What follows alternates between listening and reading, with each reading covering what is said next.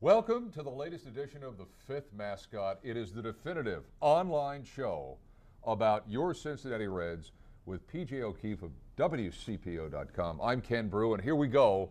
Your Cincinnati Reds, the people that you made me buy into last week, PJ, you told me I'm trying.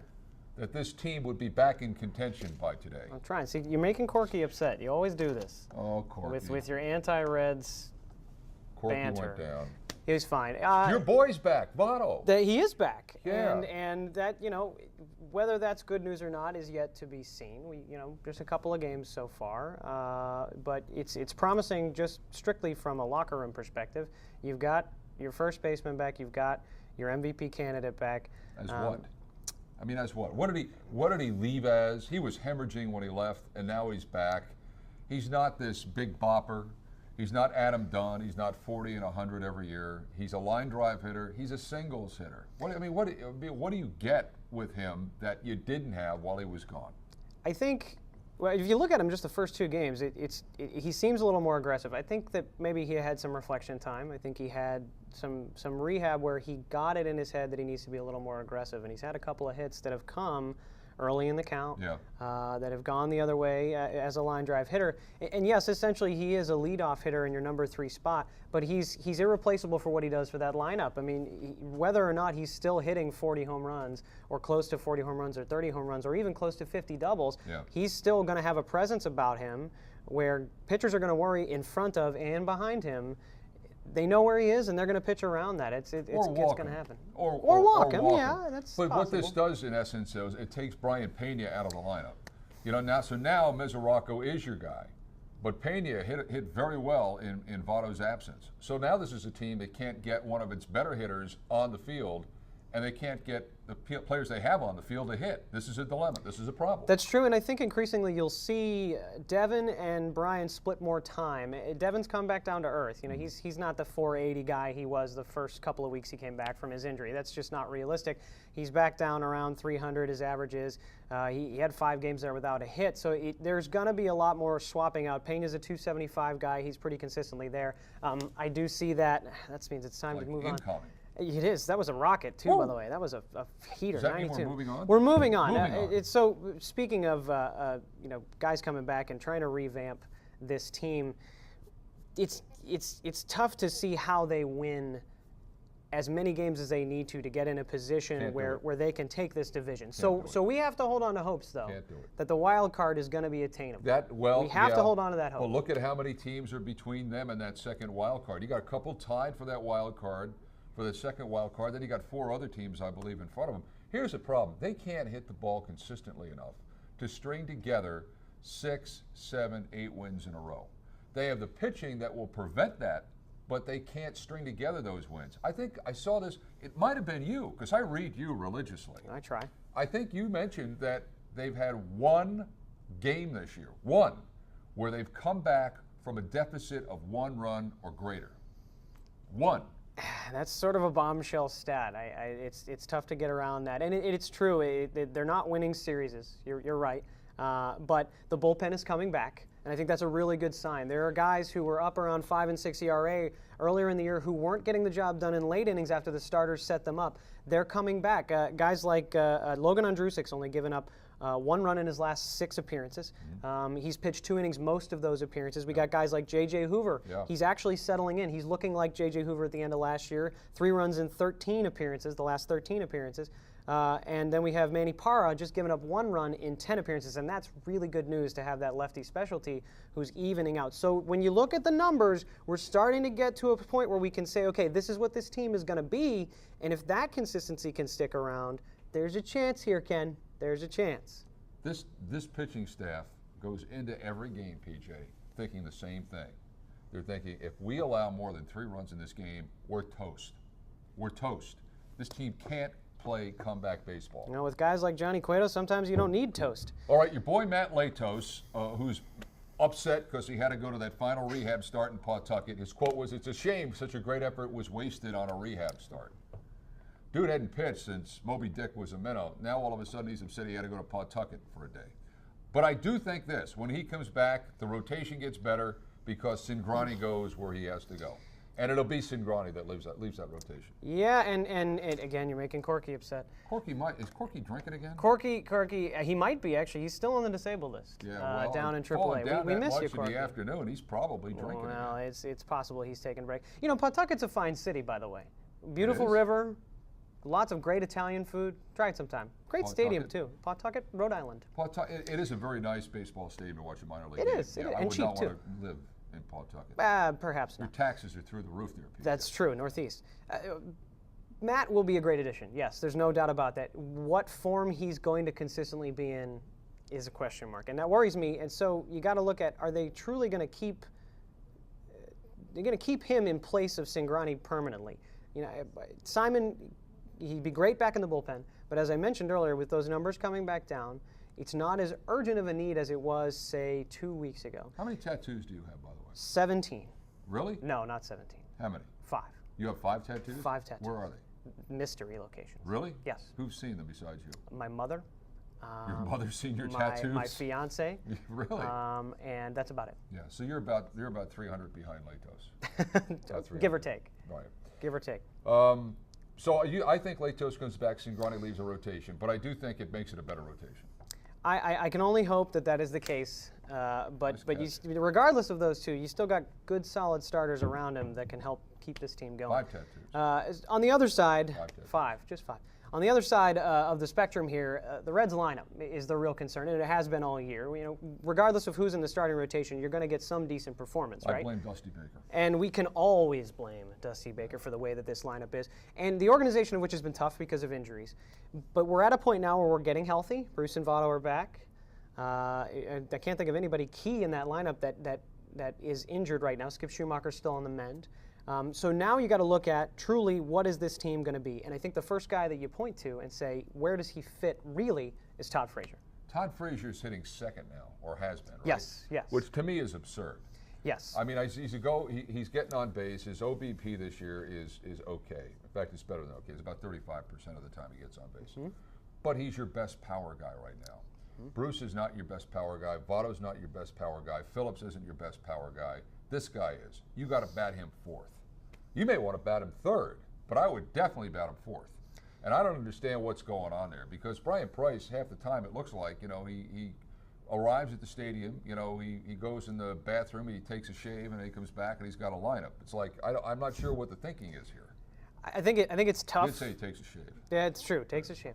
I think it is tough. I think you look at Bruce and his historical numbers. It's tough to argue with that. And I know that he's still coming from a rough place, health-wise and numbers-wise. He's down this year, but he's also a threat, much similar to what Joey Votto is. So Frazier at the 2 spot, is that ideal?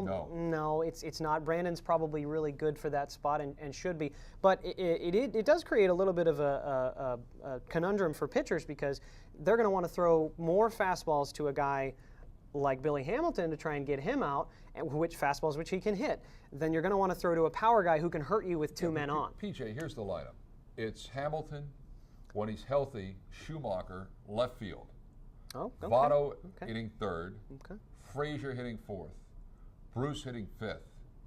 Then I would probably, at that point, I'd hit Phillips 6th and 7th because I wouldn't want Cozart to bat. I'm not sure you can do that. I'd hit the catcher 8th and the pitcher. That's what I would do. I mean, that's what I would do. Not because I don't think Phillips is a top-of-the-order guy. I just think they need something going on past 5th in that batting order. So you're throwing in the towel on Ryan Ludwig. Yeah, I don't. I mean, you know, and I both know what's going on. He lost his starting job last week. That's true. He's still got some gas left. Mr. Your Satin, boy's here. Mr. Satin, our third compadre of the show here, he has some thoughts of his own. He does? About the lineup. He He's does. thinking? He's done his research, and he's got his own version of the 1 through 8. Let's go ahead and take a look at what he's got for us. What's up? This is Mr. Satin for the Fit Mascot. We are here at Mr. Satin's compound. So we're on a rain delay today. We're not able to get out and talk to the kids right now. It is literally a monsoon outside. We're looking for the Ark right now. Not to be found. So we are locked up right now. My man Frazier. Todd Frazier is the Cincinnati Reds right now. The guy's hitting for base hits, hitting for power. He's got a great walk-up song. He's got great personality. He can do no wrong. I'm going to go ahead and call Billy Hamilton great. He's got to be a fan. Look at his stats right now. Look at his speed. Look at the energy. Look at what he brings to this ball club. You got to just love what he's doing for Cincinnati, the Cincinnati Reds right now. What's the deal with this team? Hey, what is the deal with the Cincinnati Reds? It's a lot of going back and forth right now. We've changed our lineup many times. So here's a little bit of Mr. Satin's lineup I would like to see very soon for the Reds. Mr. Satin, give me your lineup. Batting first for the Cincinnati Reds, Billy Hamilton. Batting second for the Cincinnati Reds, Todd Frazier. Batting third for your Cincinnati Reds, Billy Hamilton. Batting fourth for the Cincinnati Reds, Todd Frazier. Batting fifth, Ghostman on third, Billy Hamilton. Batting sixth for your Cincinnati Reds, Todd Frazier. Batting seventh, you know him and love him, Billy Hamilton. Batting eighth for your Cincinnati Reds, Todd Frazier. Batting ninth and pitching for your Cincinnati Reds, the old lefty, Joe Nuxall. This is my lineup. This is what I would love to see. Tweet us, tell us your lineup. How would you like to see the Mr. Satin lineup adjusted, maybe tweaked a little bit? I would love to hear from you guys. See what you're thinking. See what your lineup would look like. Go Reds! You got a little time on your hands, Mr. Satin. Yeah, you know, the rain delay, it causes you to go a little mental, a little crazy. Really? So Cabin fever. Yeah, brought me back to my childhood, with the Ghost Man and When you were crazy. yeah, Oh, right. yeah. So that's the perfect lineup for the Reds right now. That's a lot of Frank Sinatra. I'm not sure I can handle that much Frank Sinatra. So you want to bat Hamilton and Frazier consecutively? I mean, just go back Boom, and boom, forth. boom, Let's boom, go. boom. No Votto. No Bruce. I don't think so. No, and you said this 3 shows ago. 3 shows ago, he said it. Yeah. He said the single most impressive player on this team was Zach Cozart. So you wouldn't bat him at all. He was excited for it. That guy, is he? We haven't traded him yet. What's the deal? How could Is he we? still on the Reds? What are you gonna get? What are you gonna get for him? Well, I mean, we got Marmol, so I don't know. I mean, That's true. we're digging the barrel here. So Has he you done tell anything me. about I'm going to look him up as we look speak. him up. I'm going to look up So Carlos what you're Marmol. saying here, Mr. Satin, is Yeah. there's not a lot of options for Brian Price. Like you said earlier, I don't get it. I don't know. It does look like a dusty. Things are just changing and changing. No one can get consistent here, and we don't have any hitters right now except for those 2 guys. I feel like. So what's going on here? I mean, that's my lineup. I'm sticking to it. Carlos Marmol, by the way, Yeah. 7.36 ERA, Whoa, since he's joined the 3.2 innings pitched for the Louisville Bats. That's a winner. That is a winner, I tell you. No, that's called batting practice. That is an absolute. Well, maybe that's what he's there for other teams to scout for the Reds' next hitter. 70 years Batting ago. practice. 70 years. You picked him as your number 9 in the lineup, thanks to the pitcher. And 70 years ago, he would have been right there in that 9 slot. Joe Yeah. Nuxall. Joe Nuxall. He's a man. The question is Nuxie ever going to get into the Hall of Fame? I think that's the big question. To me, I just think, it's an outrage. Yeah, I mean. Outrage. Look at the numbers. What numbers? The numbers. He was 12 when he pitched for the Reds. He was 15. 15, 12. And there's not much development between those years. He's Carlos Marmol-esque in his numbers. I hate to say What? it. I hate to say it. First of all, in his game when he was 15, Not it the was same totally a breath. gimmick. It was totally a gimmick. God's warming up the lightning right now. 67.5 ERA in his one game that he pitched When he for the was- Cincinnati when Reds. he was 15. So he comes back 8 years later, right? And you Yeah. think he's going to be this refined athlete who's used to the show. No, his career ERA is only 3.9. Nuxie's most wins in a season were 17. He lost 12 that same season. With what team? Why is he dumping With on, the Cincinnati Joe? Reds. What year? That is in 1955. He went 17 and They 12. were pretty good offensively. And a 3.47 ERA that year. He's not as great of a guy as he is, and as wonderful as a broadcaster and a voice he was to listen to, and as much as he means to this area, including the Hamilton Joes, by the way, the independent league baseball team up north. He's not Hall of Fame material. I'm sorry. I'm sorry. Were you like taken to Russia and brainwashed? Do you like the Manchurian candidate here? Serbia in particular. Good tell you what, Lord. We No, he gets a pass in my book. Who's that? Nuxie.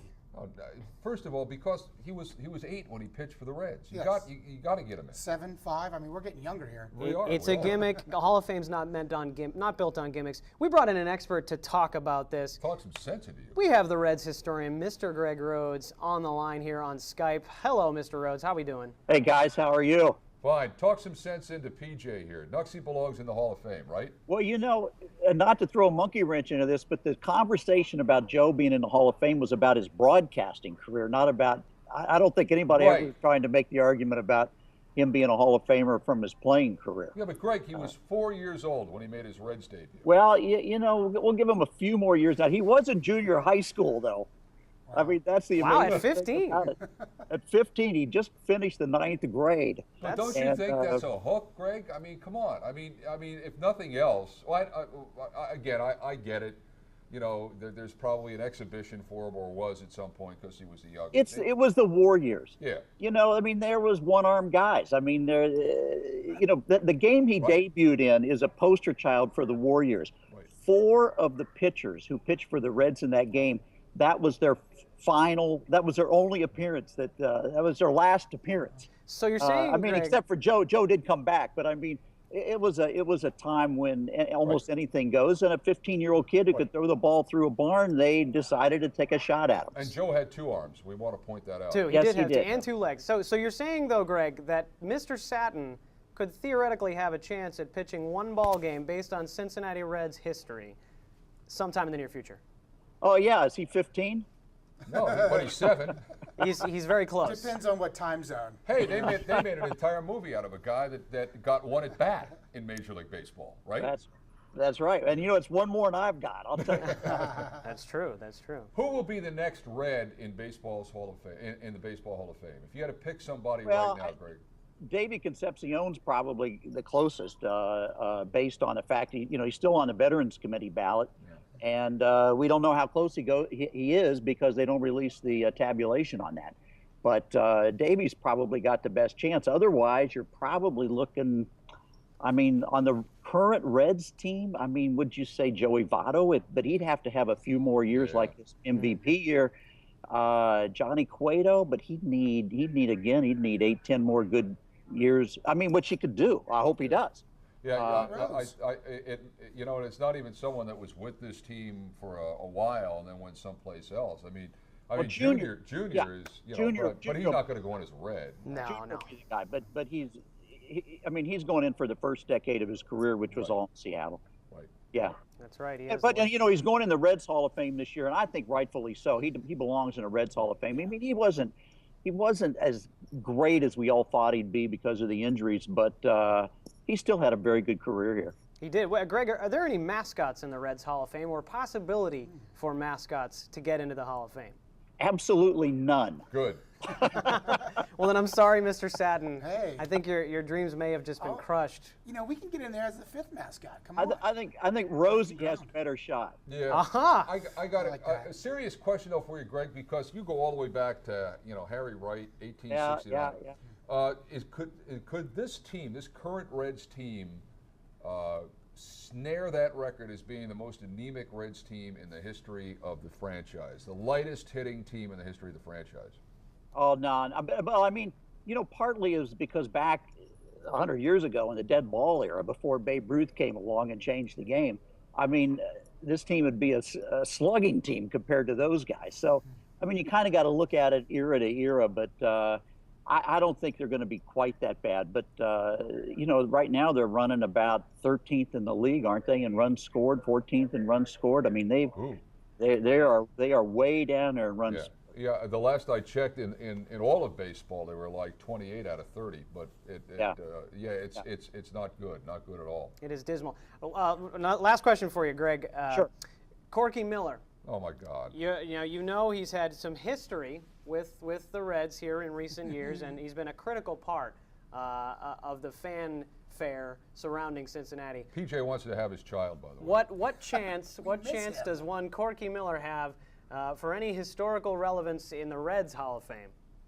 Well, fortunately, we have a category for largest mustache, Perfect. and he'll be in, hands down, no question about it. Perfect. We'll let him know that. And Corky, I hope you're listening out there. You still got a shot, but he made most games for the Louisville Bats. Wow. That's something that goes in the material. books. That's a- That that's goes a- There in you the go. books. That's a gift certificate from Applebee's. That's what that is. They have fantastic ribs. Greg, And I'll thanks- be looking for mine too, guys. Yeah. Thanks very Well, much. yeah.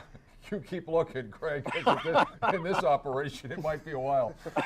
Thanks, Greg. We appreciate it. Greg, All right, thanks so happy much. to do it, boys. All right, Greg Rose, Appreciate Reds it. historian. Pete Rose is going to manage a game. You're I excited love about it. that, I Mr. love Satin. it. You know, he Pete couldn't Rose. do it on on television, right? With his would they get through 3 episodes? Of his, Oh, God, that was horrible. You're right. But let's make him a manager. I love it. He's going to manage for what, the Bridgeport Buffaloes? Bluefish. Bluefish. The bluefish, which is one of the tiniest fish in freshwater. Well, we don't need to get into that. But I mean, the fact of the matter is for one game this Sunday, Pete Rose is going to be in the dugout. Now, Pete knows nothing about the talent on the team. No, absolutely not. Probably has no working. He probably couldn't find Bridgeport on a map. That would be tough. Fly to New York, take a limo. That's what that. So it is. Sure, This is sure. a publicity stunt, is it? Yeah, why not? I mean, I think we all want to see Pete Rose involved in baseball. I know I do. Maybe this is the next step to getting him closer to the Reds. We'll To see do about what? that. We'll see about that. Hang out. Yeah, we can hang out. This is one Let's- step getting him closer to the Holy Grail. Hey, let's do it. Hey, how do we get Pete Rose? We'll get him involved in the 5th mascot. Oh, there we go. I'm gonna pull one for you back. Hold on. Okay. If Pete, when Pete is reinstated into baseball, I think you're right. When? Right. where if say is sometime soon while he's still competent. Has his faculties? Motor skills are still. Yes, has his Before he starts faculties. functioning. having Yes. conversations with trees. You don't want that, or sliding into to garages. Right. Phrase first. If there was realistically a spot for him, where do you think he could fit? Is he the type If to he was own? eligible? Yeah. Is he the type to own? Is he the type to be a general manager? Yeah, I'll tell you exactly what I would do with Pete Rose if I were the Reds, and he was eligible. In all sincerity, I would make him the hitting coach, because I don't care whether it's Yes. Don Long, or Brooke Jacoby, or Fred from Delhi. You need somebody that actually not only has done it, but can teach it. And that's what this guy did. If you looked at those Reds teams when he managed, okay, those teams could hit the ball. This team, they couldn't hit. They couldn't hit the river standing on public landing. They need it badly, and Ken, normally I like to argue with you. I truly do. I take pleasure in it. Good. But I can't in this one. Pete as a manager, I'm looking up the stats here. He hit 42.56 in terms of hits. I can save you the trouble. Well, there you go. You done? You saved That's me what the you were trouble. looking up? No, I wasn't. I was looking up his numbers as He's as got part it. of his Come on. wins here. Pete could definitely be a fantastic hitting coach, and what better No doubt. time for this team than now. By the way, 25th anniversary coming up soon here. Since Pete was banned, we're going to have lots of coverage coming up Yeah. on WCPO.com in the coming months. It's like the 20th anniversary of OJ too. It's that's actually unbelievable. they're very close to each other. Chasing white trucks around. Broncos. So we got people watching, we got people listening, we're getting tweets in. If somebody wants to tweet to us, what do we do here today? Hashtag. Hashtag. 5th mascot, FIFTH MASCOT. We actually got some great responses about folks asking or giving, best advice for Pete as a manager. Rosie Foley said, "Don't make any bets." I think we can all agree that that's a pretty good, smart Rosie. move. Another one of our Facebook users actually that's following us said, "Bet on the other team." Nice. I think that's probably accurate. Curtis Bondkamp. Based on. And then we have, that was Curtis Bonnekamp. And then Daniel Jones said, "I'd like to see how Pete does managing his old team, the Reds," which we, of course, as a hitting coach, seems like that would fit the bill. That's what I would do. I mean, I would Fit do the that. bill. And then he could be like the ambassador for your team, you know? And you would think that he would make quite a bit of money doing that. All right, coming up. We got a series with the Brewers this weekend. I mean, if this team fancies itself as anything, which again, they don't need wins against Milwaukee. They need wins. They have a Friday, Saturday, and Sunday deal with Milwaukee. Bailey, Latos, and Leak. So Latos is back Saturday. Yep, against Garza, Gallardo, and Estrada. Game to watch there is probably Bailey Garza. Yeah. We've had some success against Gallardo off and on in the past, and Estrada is a very beatable pitcher. You got to bank on the starting pitching holding the Brewers' very active bats this year. And then on to Pittsburgh. Yeah, then 3 Pittsburgh. in Pittsburgh. And that'll be Cueto, Simon, and Bailey. Cueto's It looks like Christmas with the Crumps. What's this guy's name? Yeah. Well, Mr. Compton. Compton. Mr. Compton. Yeah, and we've had success against Pittsburgh this year so far, and won a couple series against them. So there could be a change in the wind here. We had a tough couple runs here with the Dodgers, going to West Coast and coming back. I love your optimism. I really do. I'm You're the most trying. optimistic guy Yeah, in it's the world. great. I mean, we need that. We Go need team, some of that go. around They here. call me a cheerleader. And we want you to tweet a question to us. Yeah. Tweet this question to us, and they can get tweeted to us on This Twitter, answer, right? tweet this answer to Yeah, us to this question. Answer, right? And they can do this on Twitter. Yes. It's amazing. It's a brand new thing. FIFTH, You M-A-S-C-O-T. couldn't tweet it someplace else. It has No, to be on it Twitter. has to be Yeah. on Twitter. You can't We'll tweet use- in the mail. What use is that. your favorite baseball movie of all time? Favorite baseball movie? So good. And so there's a lot of them that are out there. But you neither one. I will give you both $100 cash money, tax free, if you can tell me my favorite baseball movie, and I will not lie if you come up with it. How many guesses do we get? One.